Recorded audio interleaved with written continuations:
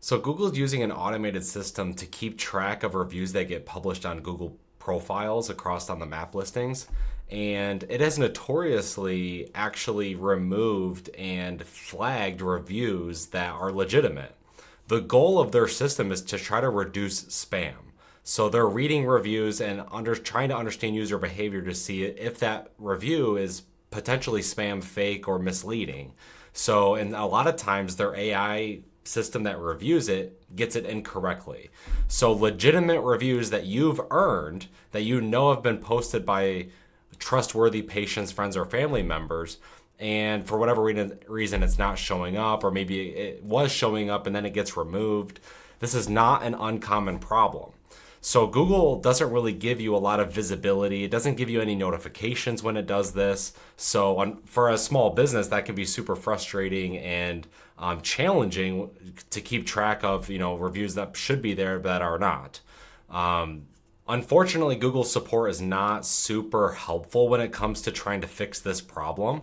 The only option they give us is to submit a support ticket. There's actually a dedicated form that we can fill out and request for someone to go in and look at the reviews that are currently not published and seeing if they will go ahead and reinstate those reviews. I'm going to show you how to fill that form out really quick. It's a very simple form. Once you submit the form, it does take several days, sometimes weeks, to hear back from them. And when you do hear back from them, they usually don't give you any context. Sometimes they'll reinstate the reviews and not say anything to you. Sometimes they'll reinstate some of the reviews, but not all of them. Sometimes they don't reinstate any of them. Unfortunately, they don't tell you which reviews they do. They don't tell you the policy that it violates. They don't give you any explanation. They're just not very transparent in their review process, which doesn't really help us in any way. Unfortunately, that's the nature of the using the Google Maps platform, and it's a necessary evil. So I'm going to go ahead and show you how to use this and fill out this form really quick. Again, it just takes a second, and I'll leave the link for you in the description area below. So let me go ahead and pull up my screen here. Okay, so here is the page. Essentially, it's going to look just like a general contact form, and I'm going to show you how to fill this out here. So first, you're going to go ahead and select what page you're referencing. So you're going to go through, scroll through, select your listing, and I'm just going to use an example one here. And then the text box here is going to ask you to type in what you're looking for help with, and then it's going to try to give you a help article. So I'm going to say missing reviews, and then I'm going to hit next, and it's going to say, oh yeah, is it one of these topics? Yeah, review missing. I'm just going to select that and hit next step, and then it's going to try to give us some help articles related to that.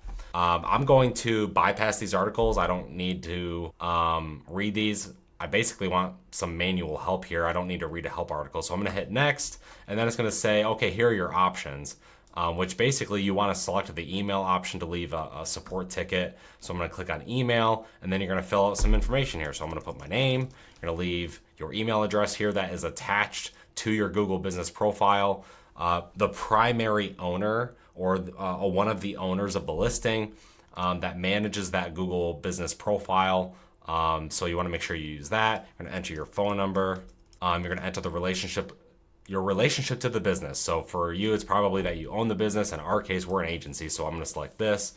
If you need to submit any attachments, we typically don't add anything here. There's nothing really to show because the review is missing, so it's not showing for us.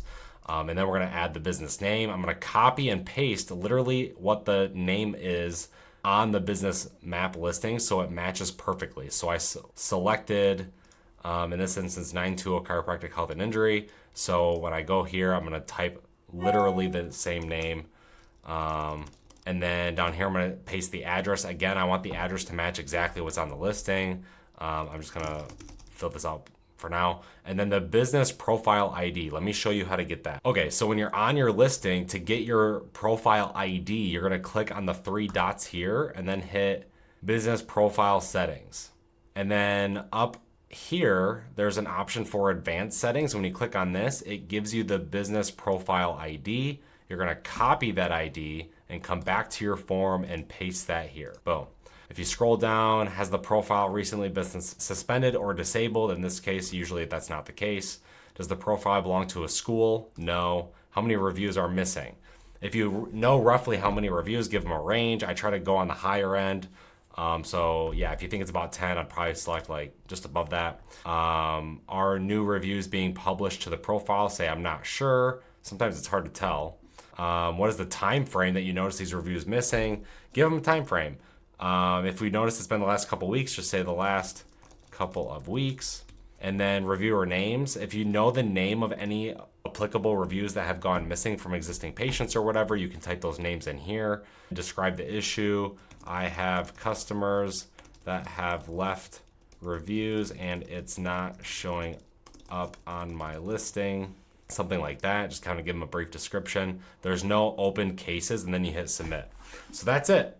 That's all it takes. You just got to fill out that form. It's a really quick form. I just wanted to show you those little bits and pieces of where to get that information. Make sure you submit it properly so that way you get the best response from Google. Again, hopefully they go through and respond with that they reinstate all of them.